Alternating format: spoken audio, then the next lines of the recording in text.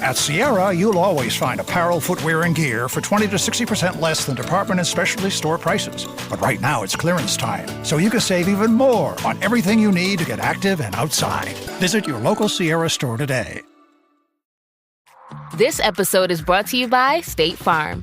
Checking off the boxes on your to-do list is a great feeling. And when it comes to checking off coverage, a State Farm agent can help you choose an option that's right for you.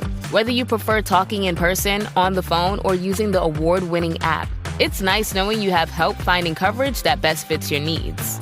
Like a good neighbor, State Farm is there. It's a Minimalist Monday edition of Optimal Living Daily. Simplifying After Tragedy Strikes by Sandy Kreps with BecomingMinimalist.com. And I'm Justin Malik.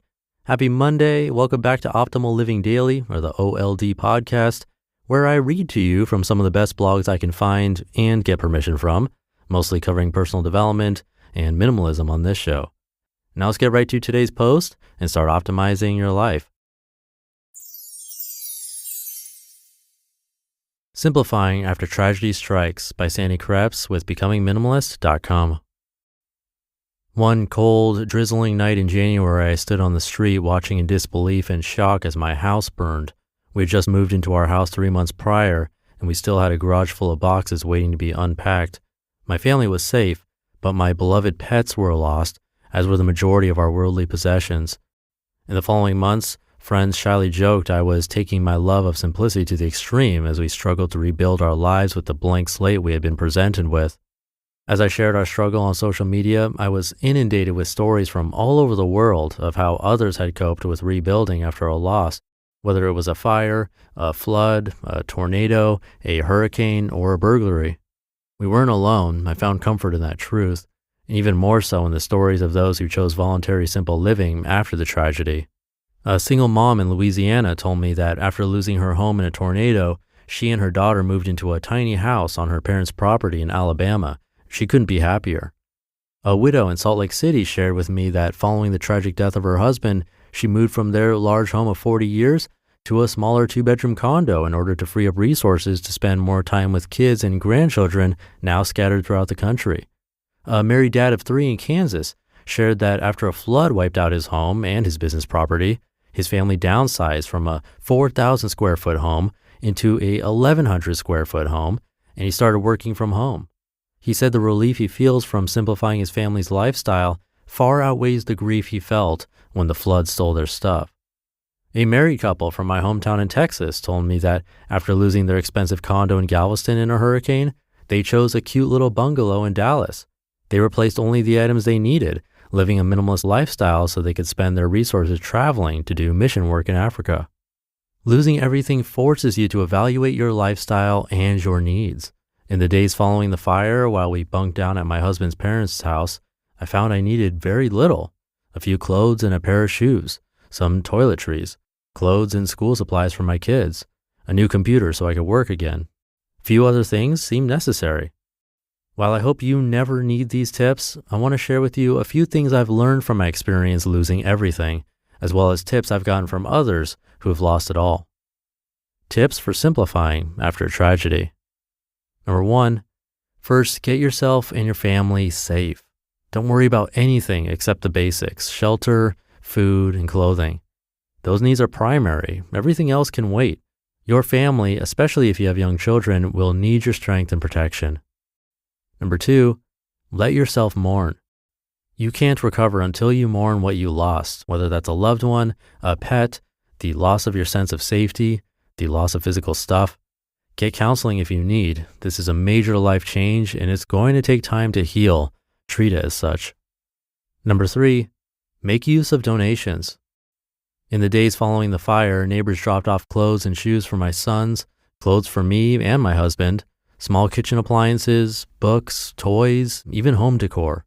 We were so grateful for these items. They bought us time before we needed to spend money replacing items. Use what's given with a grateful heart, knowing that for those items that are just not quite right, you can pass them on to others who need them after you're back on your feet. Number 4, don't be in a hurry to replace physical stuff. Yes, you're hurting, but try to take a few moments to dream. This is your chance to put together a new life from the ground up, literally. What does that look like? Write it down. Define the vision of what you want your rebuilt life to look like. Lose all your clothing? Maybe it's a good time to put together that capsule wardrobe you've been thinking about. Lose your books? Maybe it's a time to switch to a digital library. Lost your home? Maybe it's time to downsize into something smaller and better suited to your new lifestyle. Number 5, let people help you. One of the most surprising and most amazing things that happened after the fire was the outpouring of love and support from family and friends, even strangers. Cards and donations from coworkers and clients, scout groups, friends, neighbors, readers of my blog, even the local donut shop. I've never felt so humbled, blessed, and loved in all my life. A woman in Walmart handed me the last $20 in her wallet after overhearing us talk about the fire while purchasing clothes and supplies to send my kids back to school. These outpourings of love lifted us while we struggled with our loss, and they made us even more aware of the needs around us that we could fill once we got back on our feet. Number 6, replace items as needed. Once you've stabilized and have the resources, start replacing items you lost, but don't rush it. Replace things as you need them and be choosy about it when you can. Pick things built to last, items you love and will use regularly. Don't buy just to buy. Try replacing things on an as-needed basis. Even borrow when you can until you're sure you need to buy the item for permanent ownership. Number 7, never forget to be grateful. It's very possible that the worst thing that has ever happened to you has just happened, but you're still here and people love you. Be grateful. Thank God for your blessings. Point your mind toward the good and the abundant and place your expectations toward building a life even better than you had before. I was surprised that I didn't mourn my stuff so much as the loss of safety I had felt. I doubt I'll ever leave the house again without wondering if it'll be there when I return. My heart still aches for my lost pets, the only real loss from that night that hurt. But I'm still here, my husband and children are safe, and thanks to insurance, we have the means to rebuild. Now we're rebuilding our house carefully and intentionally, trying to decide what to replace of all that was lost. Life is good despite tragedy, and we've been given a new start to live a simpler lifestyle. You just listened to the post titled Simplifying After Tragedy Strikes by Sandy Kreps with BecomingMinimalist.com, and I'll be right back with my commentary. The Jack Welch Management Institute at Strayer University helps you go from, I know the way, to I've arrived with our top 10 ranked online MBA. Gain skills you can learn today and apply tomorrow. Get ready to go from make it happen to made it happen and keep striving. Visit strayer.edu/Jack Welch MBA to learn more. Strayer University is certified to operate in Virginia by Chev and has many campuses, including at 2121 15th Street North in Arlington, Virginia. On WhatsApp, no one can see or hear your personal messages. Whether it's a voice call, message, or sending a password. To WhatsApp, it's all just this. So whether you're sharing the streaming password in the family chat or trading those late-night voice messages that could basically become a podcast, your personal messages stay between you, your friends, and your family. No one else. Not even us. WhatsApp. Message privately with everyone.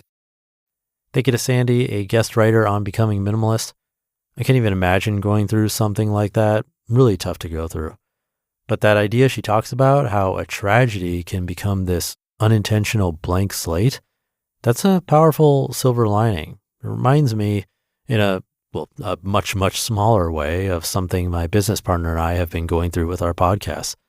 Some changes in the podcasting world, specifically with Apple Podcasts, really impacted us in a big way. It was this external event completely out of our control that basically forced us to reevaluate everything from the ground up. It's been stressful for sure, but just like the author had to decide which items were truly necessary to replace, we're having to look at our business and ask what's truly essential here. What are the core things we need to do to keep everything going? It forces you to get rid of the fluff and focus on what really matters. It's not a situation we would have chosen, obviously, but this forced reset is making us stronger and more intentional about how we move forward, I think.